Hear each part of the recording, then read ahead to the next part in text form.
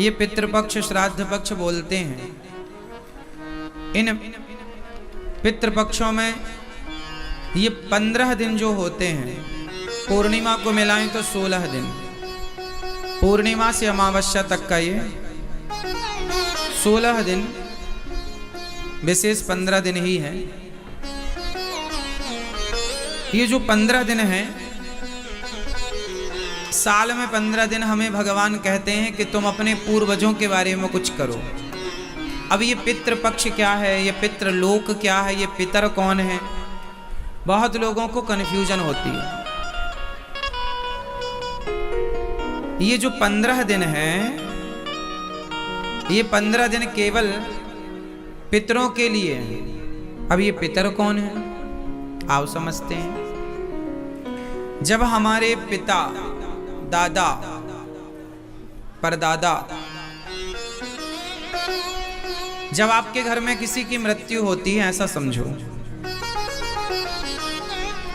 तो यदि उस व्यक्ति ने पुण्य किया है, जिसकी मृत्यु हुई है, यदि उसने पूरा पुण्य किया है तो उसका तो हो जाता है मोक्ष। यदि वो मोक्ष का अधिकारी है तो मोक्ष हो गया। स्वर्ग का अधिकारी है, ज्यादा पुण्यात्मा है तो स्वर्ग चला गया, स्वर्ग चला गया या मोक्ष हो गया, जन्म मृत्यु से खत्म, छुट्टी।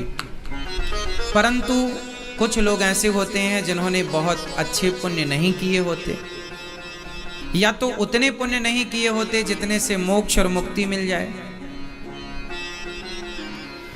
तो जब वो लोग मरते हैं तो यमराज जी हिसाब करते समय कहते हैं कि आपके पुण्य तो हैं, पर उतने पुण्य नहीं कि आपको स्वर्ग मिल जाए या मोक्ष हो जाए।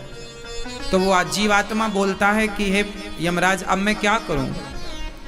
तो बोले आप तब तक पितृलोक में जाओ। पितृलोक जैसे स्वर्ग लोक है, ब्रह्मलोक है, सत्यलोक है, ऐसे ही पितृलोक है। ऐसे ही कौन सा लोक है? पितृलोक में आपके उस सज्जन को जो अभी यहां से मृत हुए हैं, उनको भेज दिया जाता है, जाओ पितृलोक जाओ। अब वो पितृलोक चले जाते हैं, वहां क्या करते हैं? बोले वो वहां इंतजार करते हैं। यमराज जी ने कहा पितृलोक चले जाओ, और तुम्हारे जब बच्चे वंश में, तुम्हारा बेटा पोता जब तुम्हारे नाम से कोई भी पुण्य करेगा तो उस पुण्य को तुम्हारे इस पुण्य के साथ प्लस कर दिया जाएगा। माना कि किसी को पास होने में 2 नंबर कम रहे हैं, तो यहां मास्टर जी ग्रेस लगा देते हैं अपनी तरफ से, कृपांक जिसे कहते हैं, पर वहां ग्रेस लगता नहीं है। वहां नंबर कम है आपके तो वेटिंग, आप पितृलोक में जाइए, वहां सब व्यवस्थाएं हैं। अब आप जब आपके बच्चे, जब जैसे आप लोग यहाँ भागवत जी की पोथी पाठ करा रहे हैं, आप लोग यहाँ भागवत सुनने आए हैं, आपने उनके नाम से अन्नदान किया, संतों को भोजन बंटवाया, गौदान किया, गाय की सेवा की, भागवत जी की पोथी पाठ कराई, ये सारा पुण्य उनके, आपके पिता हो या आपका बेटा हो या पत्नी हो या पति हो या कोई भी हो, समाज परिवार में जो भी एक्सपायर हो चुका है, आपके द्वारा किया गया पुण्य उसके पुण्य से जुड़कर प्लस होगा। और यदि पुण्य प्लस हो गया तो उसे उस पितृलोक से निकालकर स्वर्ग लोक भेज दिया जाएगा। और ज्यादा पुण्य कर लिया आपने उनके नाम से, कोई बेटा ज्यादा पुण्य कर ले तो स्वर्ग ना जाकर वो मोक्ष के अधिकारी हो जाते हैं, वो भगवत धाम के अधिकारी हो जाते हैं। तो हम जो पुण्य करते हैं तो पितृलोक कहते हैं कि जो ये 15 दिन है पितरपक्ष, इन 15 दिनों में जो पितृलोक हैं, पितर हैं हम सबके, वो पृथ्वी के पास होते हैं, मतलब पृथ्वी लोक के पास होते हैं। इसलिए कि आप हमारे लिए कुछ करें, हम उसे ग्रहण करें और हम इस पितृलोक से मुक्त होकर भगवत धाम या मोक्ष के अधिकारी बन जाएं। अच्छा, ये तो हुआ वो लोग जो अपने परिवार में पूर्वजों के लिए कुछ कुछ करते हैं। कुछ लोग हैं जो कुछ भी नहीं करते, जैसे बहुत सारे बच्चे अपने बाप के लिए, कुछ लोग तो आज इतने इंटेलिजेंट हैं, पढ़े लिखे हैं कि वो मरे हुए बाप की तेरही भी नहीं करते। बड़े बड़े शहरों में तेरही भी नहीं होती, पता है आप लोगों को?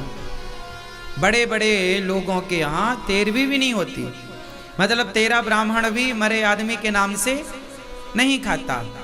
जबकि गांव में आज भी ये परंपराएं हैं कि कोई मर जाए तो उनके नाम से 13 दिन बाद तेरही होती है, और तेरही के दिन सिर्फ 13 ब्राह्मण नहीं, उनकी जो सामर्थ्य होती है उसके अनुसार पूरा गांव, पूरा समाज, और केवल गांव समाज नहीं, कितनी बढ़िया साइंटिफिक व्यवस्था रही हमारी। देखिए पहले के जमाने में ना गांव में आज भी ये परंपरा है कि सबको जमीन पर बिठाकर पत्तल परोस करके और पत्तल दौना में पूड़ी सब्जी खीर जो इमरती जो भी आपकी श्रद्धा बनाकर देते हैं, फिर ब्राह्मण खाते हैं, समाज की स्त्रियां खाती हैं, पुरुष खाते हैं, सब खाते हैं। गांव का जो बिल्कुल गरीब से गरीब आदमी है और अमीर से प्रत्येक आदमी उस आदमी के नाम से खाता है। हमारे गांव में ऐसी परंपरा हमने बचपन से देखी है, शायद आप लोगों ने भी देखी हो। समाज जिसे कहते हैं झारा निमंत्रण, झारा मतलब पूरा गांव, गांव में किसी के घर चूल्हा नहीं जलेगा, सब झारा बोलते हैं, समझते हैं? तो सारा खाते हैं। तो पहले के जमाने में क्या होता था, पत्तल होती थी, पत्तल में परोसा जाए, फिर वो पत्तल क्या है लोग गांव के बाहर फेंकते थे। तो पहले ये नियम था कि जब आदमी तेरही खाता है तो आप भी कभी किसी की तेरही खाने जाओ तो कहते हैं कि थाली में अन्न छोड़ना नहीं चाहिए, ऐसा हम सब कहते हैं और सुनते हैं, पर तेरही खाओ किसी की तो थाली में कुछ छोड़ना चाहिए। तेरही खाओ किसी की तो थाली, अब देखो ये बात तब कही जाती थी जब पत्तल का जमाना था। अब पत्तल का जमाना क्या था और उसका साइंटिफिक रीजन क्या था वो मैं समझाता हूं। अब थाली के जमाने पर आप मत छोड़िएगा, क्यों?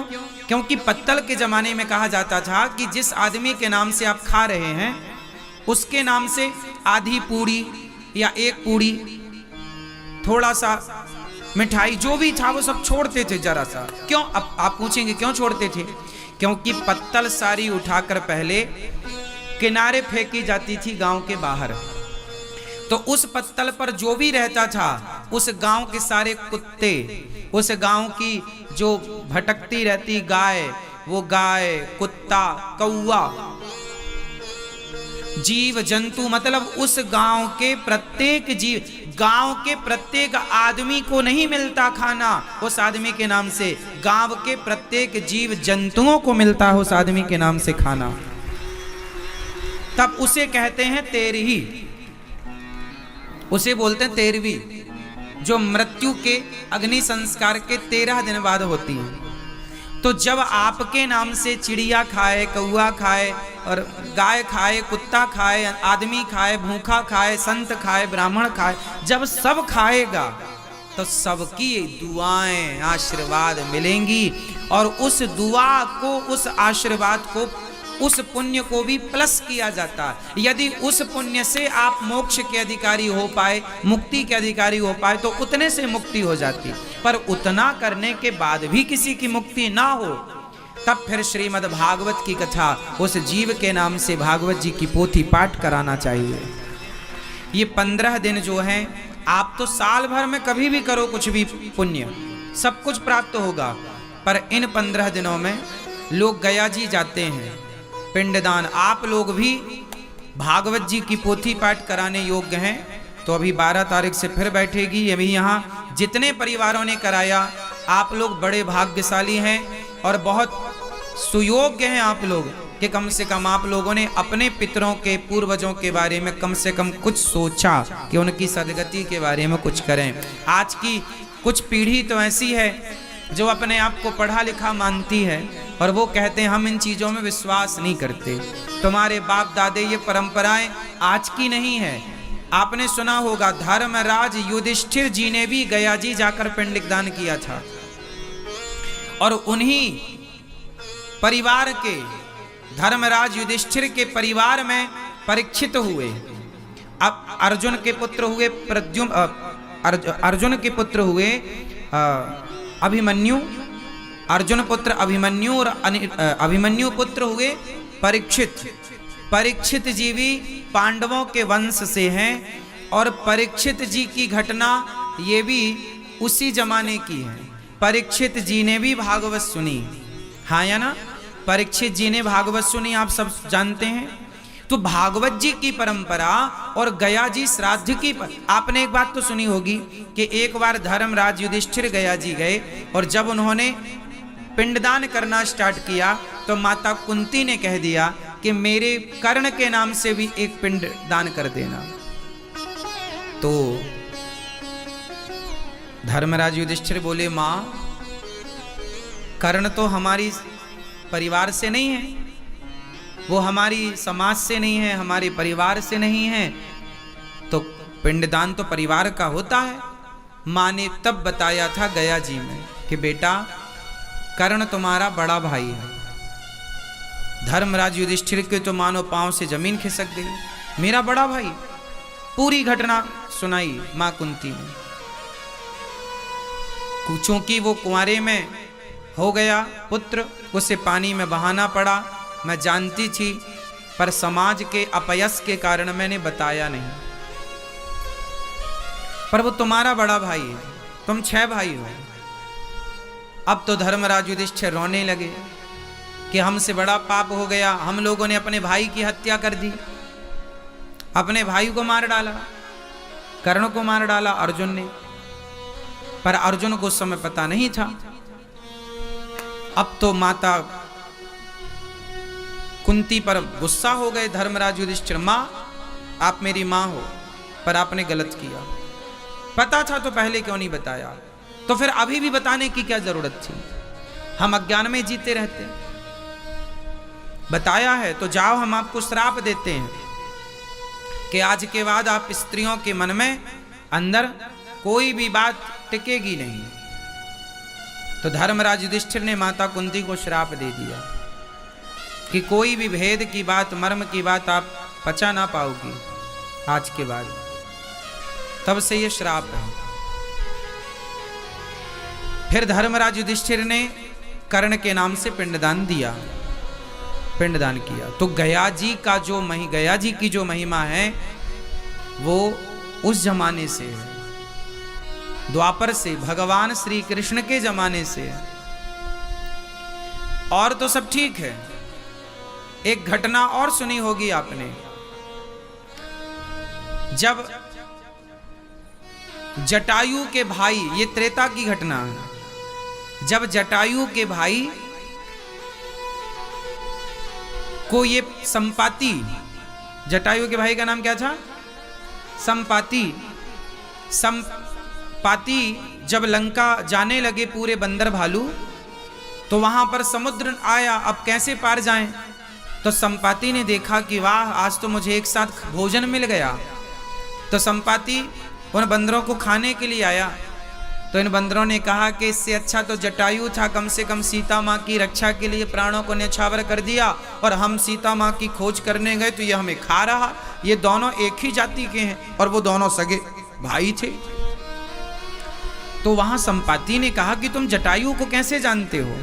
बोले जटायु ने माता सीता की रक्षा की, जिनकी खोज करने जा रहे हैं। संपाति ने कहा वो तो मेरा भाई था, हम दोनों सूर्य की परिक्रमा करने गए थे, सूर्य के पास जा रहे थे, पंख जल गए, हम दोनों बिछड़ गए, हम यहाँ आ गए, वो पता नहीं कहाँ, हमें तो लगा कहाँ चला गया, पर रावण ने उसको मारा है। एक काम करो, मैं स्वयं सीता का पता बताऊंगा, पर पहले मुझे समुद्र के किनारे ले चलो, मैं अपने भाई का पिंडदान कर दूं। ये उन्होंने कहा संपाति ने कि पहले मुझे समुद्र के किनारे ले चलो, मैं बूढ़ा हूं, मैं अपने भाई जटायु, देखिए पक्षी हैं ये, कौन है ये? जटायु पक्षी हैं, पक्षी हैं, पर सीता को अपनी बेटी मानते हैं, राम को अपना बेटा मानते हैं जटायु जी, और उनके भाई संपाति अपने भाई का पिंडदान कर रहे हैं बालू के पिंड। अब जो पिंडदान किसका किया जाता, कोई बादाम काजू के पिंड बनाए, कोई चावल खीर के पिंड बनाए, किसी के पास कुछ ना हो तो आप बालू के पिंड बनाकर भी दे सकते हैं।